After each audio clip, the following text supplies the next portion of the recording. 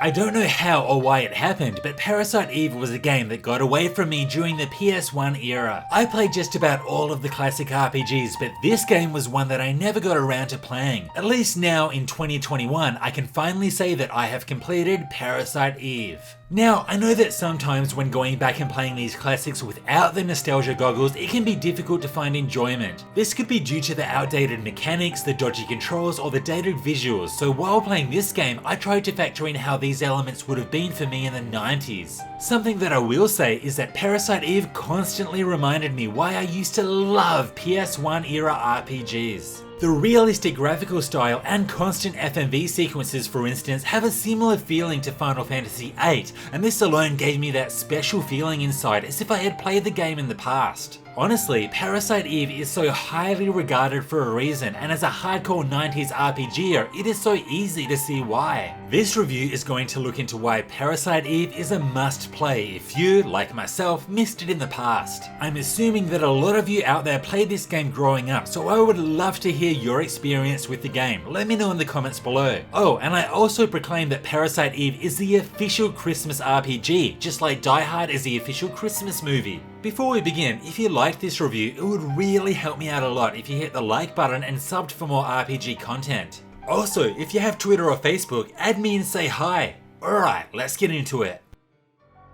Coming in, I knew very little about Parasite Eve, and I was surprised. This game has much more of a story focus than I expected. The game begins with the young detective Aya attending an opera. In what can only be described as the most eventful opera ever, the lead actress Melissa goes a little cray-cray and sets everyone in the audience alight. And by alight, I don't mean by her vocals. She literally burnt everyone. This mass murder left no survivors except for Aya, who somehow managed to escape unharmed. The entire game revolves around Aya investigating this mystery and other supernatural events all around Manhattan. A single playthrough will only take about 10 hours, and the many story beats, twists and turns are very well paced. To put it simply, this dark themed story had me hooked from the start and it didn't let me go. Also worth mentioning is that there's a bonus dungeon in the New Game Plus mode which not only provides an extra challenge but also adds some more to the story. Parasite Eve does an awesome job in this area. The whole visual style of Parasite Eve is brilliant, or at least it would have been for its time. The pre-rendered backgrounds are all detailed and unique, and the dark visual style helps create a feeling of hopelessness and unease. This is especially evident when the entire city is forced to evacuate, leaving just you and a few other police officers up against a supernatural entity that you know nothing about. This visual style is then hit for a 6 when the FMV sequences are played. If you don't know what a 6 is, it's a cricket term, which is a sport, not an insect. Look it up. Anyway, when I was a kid, I remember the FMV sequences in RPGs such as FF8 absolutely blowing my mind. If I played Parasite Eve back then, this too would have blown my mind. Not only are there so many of them, but there are some really cool ones too, particularly with the monster designs, which are a great way to introduce all of the boss battles. The music also perfectly fits with the atmosphere, or lack of music. Very often there will be silence, and while most of the time this helps add to the tension, at other times I felt that I should be hearing something more. An example of this is during this silent press conference scene. There's no music or no sound effects like cameras, and the crowd can only be heard at the end of the scene. Scenes like this one felt a little bit strange. The combat is one of the coolest things about Parasite Eve. Aya can perform actions whenever the ATB fills up to the top of the screen, but what's interesting is that while it's filling up, you're able to control Aya around the battlefield. Trying to dodge enemy attacks and choosing when to attack is such a vital part of battle. For instance, it's often worthwhile waiting a few seconds until you've dodged an attack rather than attacking as soon as possible but being hit in the process. The main method of dishing out damage is through Aya's firearms. This system has a lot of variation due to the many weapon types and their abilities. For instance, you could be using a slow firing rifle that has a huge range but a slow attack speed, or a machine gun which shoots many shots at close range but at random enemies. Aya can also use her PE abilities to cast supporting spells, and these are gained through leveling up. This system works so well because PE is naturally regenerated as the battle progresses, which makes timing their use so important. The combat here is generally awesome, with some of the boss battles being very memorable. I did have a few minor issues though.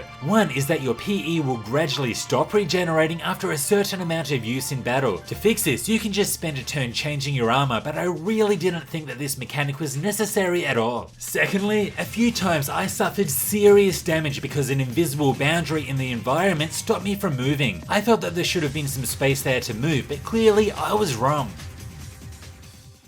The core RPG mechanics come into play with Aya's equipment. As I mentioned before, there are many different weapon types and weapon abilities that can be customized. Through finding hidden items around the world or by using your bonus points gained from leveling up, you can choose to raise certain parameters of your equipment. These parameters or weapon abilities can then be transferred to other pieces of equipment through the use of tools, which are fairly uncommon and hidden throughout Manhattan. When you do use a tool, you'll have two options. You can either transfer all bonus parameters, which is damage, range or clip size, or a single gun's ability from one gun to another. The catch is that the gun that you're transferring from will be gone for good. This system is so simple, but works surprisingly well. I was often faced with difficult decisions, such as do I destroy this gun to send its abilities to my main gun, or do I transfer my main gun's parameters over to the new gun, which will be stronger statistically but at the expense of all of its abilities. There are lots of abilities to consider too, such as increasing the amount of attacks per turn or status inflicting shots.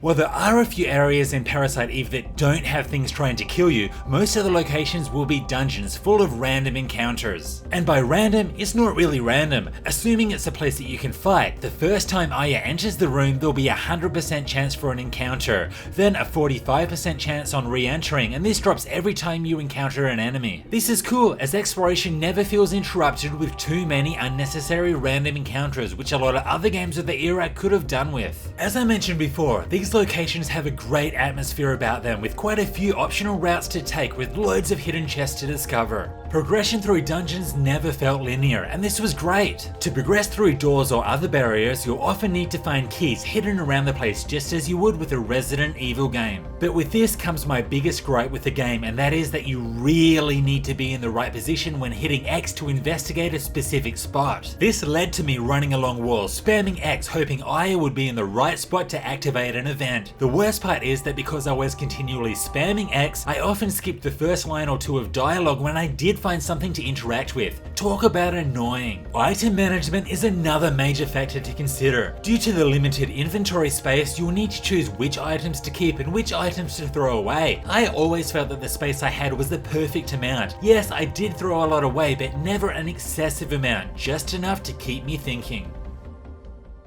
It may have taken me a while, but I finally got around to playing one of the classics that I missed in the past. Fans have been raving about Parasite Eve for years, and rightfully so. It is a great game, and to be honest, I was able to thoroughly enjoy it without the need for nostalgia goggles. The supernatural story is dark, engaging, and moves forward at the perfect rate, and the whole atmosphere created by the visual design, music, and constant FMVs always create a feeling of unease. For such a simple system, the combat is very addictive, and the weapon customization provides a lot of variety in the way that you go about each battle. Parasite Eve is a great game. The only real issue I had was with the exploration controls. With this, I accidentally skipped a lot of the dialogue after spamming X through trying to explore the maps. For a game released over 20 years ago, Parasite Eve holds up very well, and yes, if you enjoyed RPGs of this era, it is a must play. I would love to know your story with Parasite Eve. Did you play it on release or more recently? Do you agree with this review? Let me know in the comments. This was Hellfire RPGs, thanks for watching. If you liked this review, hit like and sub for loads more RPG content. Also, come say hi on Facebook or Twitter. See you next time.